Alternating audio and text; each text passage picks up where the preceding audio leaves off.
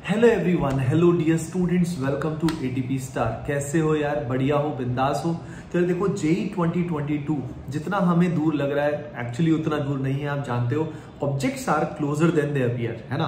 तो आज के इस सेशन के अंदर मैं आपको कुछ इंपॉर्टेंट बातें बताने वाला हूं जिससे जेई 2022 में एज अ ड्रॉपर आप अगले 4 से 5 महीने में मचा सकते हो, वो भी पहले ही अटेम्प्ट में। ठीक है, तो जो भी मैं बातें आज शेयर करने वाला हूं आपके लिए, काफी सारी चीजें मैंने लिखी हैं, कुछ की पॉइंट्स हैं, तो इन सारी बातों को आपको ध्यान रखना है। तैयार हो ना? बहुत सारे सवाल आपके दिमाग में होंगे कि सर क्या मुझे अभी से स्टार्ट करना चाहिए या थोड़ा सा वेट करना चाहिए, या मुझे ऑर्गेनाइज्ड कोर्स ज्वाइन करना चाहिए, या मुझे सेल्फ स्टडी करनी चाहिए, या उसके अलावा क्या मैं प्रॉब्लम सॉल्विंग पे फोकस करूं या थ्योरी पे फोकस करूं, उसके अलावा मॉक टेस्ट मुझे कब से देने शुरू कर देने चाहिए, रिवीजन के लिए कैसे टाइम निकालूं, टाइम मैनेजमेंट कैसे करूं, इन सारे सवालों के क्रिस्प जवाब आपको मिलने वाले हैं। तैयार हो ना? पूरा फुल एक्साइटेड हो, फुल पावर? Okay ATPs. तो देखिए, सबसे पहली बात तो ये कि यार objects are closer than they appear, यानी जेई 2022 का पहला अटेम्प्ट अगेन हम पिछली बार के हिसाब से कब एक्सपेक्ट कर सकते हैं? कमेंट सेक्शन में आप भी बताना। वैसे लॉजिकल सी बात है, फरवरी से पहले होने के चांसेस बहुत ही कम है, तो हम एक्सपेक्ट कर रहे हैं कि फरवरी एंड तक वो होगा।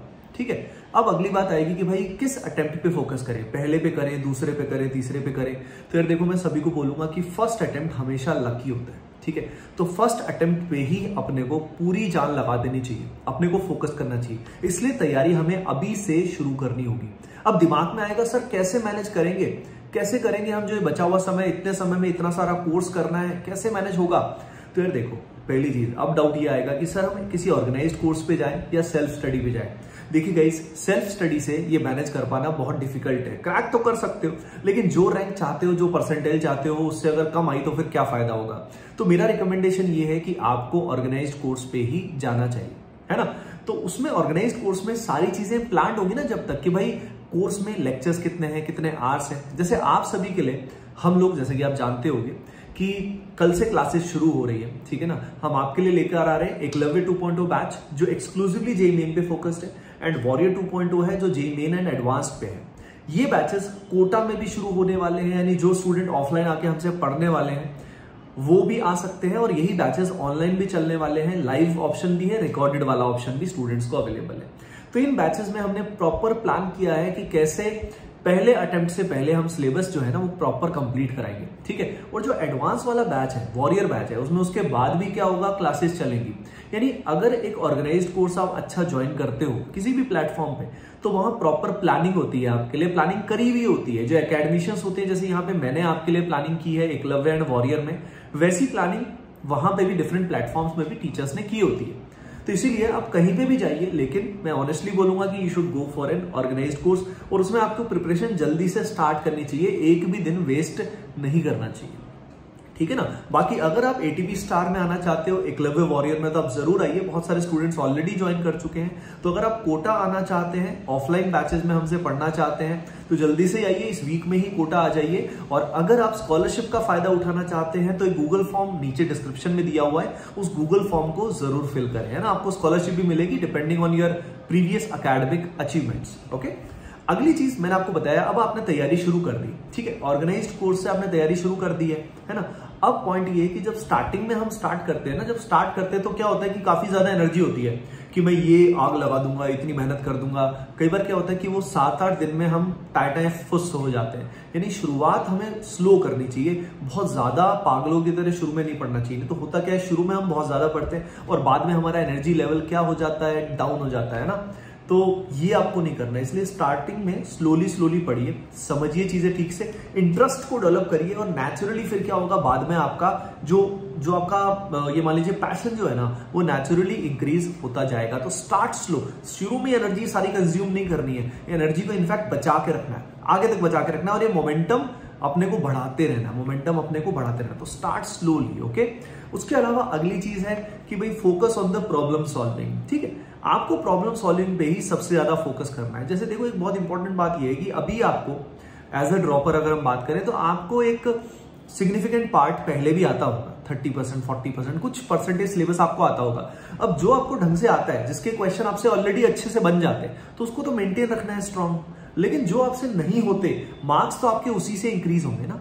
बात समझ में आ रही है? ठीक है, तो उन चैप्टर्स पे आपको ज्यादा फोकस करना है, पहली चीज तो ये। ठीक है, अगली बात मैं आपको बताना चाहता हूं कि प्रॉब्लम सॉल्विंग में जो लास्ट 3 साल के पेपर हैं जो एनटीए ने बनाए हैं, उन पेपर्स का चैप्टर वाइज करना बहुत जरूरी होता है। ठीक है, यहाँ पे एटीपी स्टार में हम लोग जो आपको डीपीपी एमपीपी देते हैं, इलस्ट्रेशन कराते हैं, उसमें वो क्वेश्चन ऑलरेडी हम काफी सारे ले लेते हैं, तो आपको उसमें दिक्कत नहीं आएगी। बाकी लेकिन आप फोकस प्रॉब्लम सॉल्विंग पे ही ज्यादा करना, क्योंकि आपके मार्क्स जितने भी रहे होंगे पिछले अटेम्प्ट्स में वो बढ़ाने हैं तो प्रॉब्लम सॉल्विंग ही करनी पड़ेगी, हाई क्वालिटी क्वेश्चंस ही करने पड़ेंगे। और उसका सबसे अच्छा सोर्स अभी वही है, क्योंकि इतने सारे पेपर्स अवेलेबल हैं, अगर उनको हम बढ़िया से कर लेते तो टेंशन वैसे ही खत्म है ना, समझ रहे हो ना। अगली चीज जो मैं हमेशा बोलता हूं, लिमिटेड मटेरियल मैक्सिमम रिवीजन। जो भी आपको कोचिंग में मटेरियल मिल रहा है और पीवाईक्यूज है, इसके अलावा समय नहीं है, ये समय हमारे पास बहुत कम अवेलेबल है। बात समझ में आ रही है आपको? तो जितना कम मटेरियल करोगे, कम का मतलब ये नहीं कि बिल्कुल ही कम कर दिया, जितना आपसे ठीक से हो पाए, क्वालिटी ओवर क्वांटिटी मैं कहना ये चाह रहा हूं, जितना आप क्वालिटी से अटेम्प्ट कर पाओगे। अब अगली टिप आपके लिए गेम चेंजिंग होने वाली है, मास्टर टिप होने वाली है। क्वालिटी से कहने का मतलब ये है भाई कि आपको देखो बहुत सारी डाउट सॉल्विंग ऐप भी होती है, एटीपी स्टार में भी हम डाउट सॉल्विंग सपोर्ट देते हैं। ठीक है, तो डाउट सॉल्विंग में स्टूडेंट क्या करता है कि क्वेश्चन अच्छा सा क्वेश्चन आता है तो एकदम से दूर भाग जाते हैं, एकदम से क्वेश्चन से दूर भाग जाते हैं। तो क्वेश्चन से आपको मतलब एकदम से छोड़ना नहीं है कि सीधा डाउट पूछ लिया या सीधा अपन ने लाइव सेशन में पूछ लिया, नहीं, पहले खुद से ट्राई करो। याद रखना, एवरी डे जितने अच्छे क्वेश्चन आप खुद से सॉल्व करोगे विदाउट आस्किंग डाउट्स, उतनी आपकी रैंक इंप्रूव होती जाएगी। ये सबसे इंपॉर्टेंट टिप है जेईई 2022 में अच्छा परसेंटाइल लाने के लिए और उसके बाद एडवांस को क्रैक करने के लिए। ठीक है, अगली चीज बैकलॉग मत होने देना, कंसिस्टेंसी बहुत इंपॉर्टेंट है। जब ऑर्गेनाइज कोर्स में आपकी क्लासेस होंगी, अब समय कम है तो मेहनत तो लगेगी ना। एवरीडे आपकी 6 घंटे के आसपास क्लास होगी। एटीपी स्टार में यहाँ हम लोग लगभग 6 स्टार स्टूडेंट्स की क्लास लेते हैं। तो आप जब यहाँ क्लासेस ले रहे होगे या जहां पे भी क्लासेस ले रहे होगे तो क्लासेस में बहुत टाइम जाएगा। तो एक तो क्लास को ढंग से एंजॉय करते हुए पढ़ो, ताकि क्लास में बहुत सारे क्वेश्चन सॉल्व करोगे तो क्लास में नोट्स बनाओगे। क्लास में नोट्स बनाओ, कोटा में हर स्टूडेंट प्रॉपर नोट्स बनाता है, ये नहीं कि किसी ने नोट्स दे दिए और हो गया काम, नहीं भाई, खुद के नोट्स प्रॉपर बनाने हैं।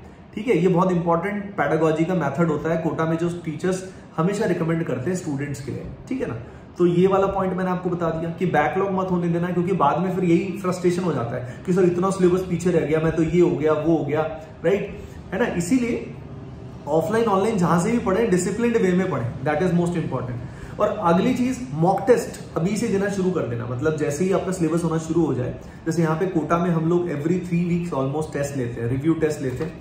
ठीक है, तो आपको हर 3 हफ्ते में एक टेस्ट तो देना ही है और लास्ट में आपको टेस्ट ज्यादा देने पड़ेंगे, है ना।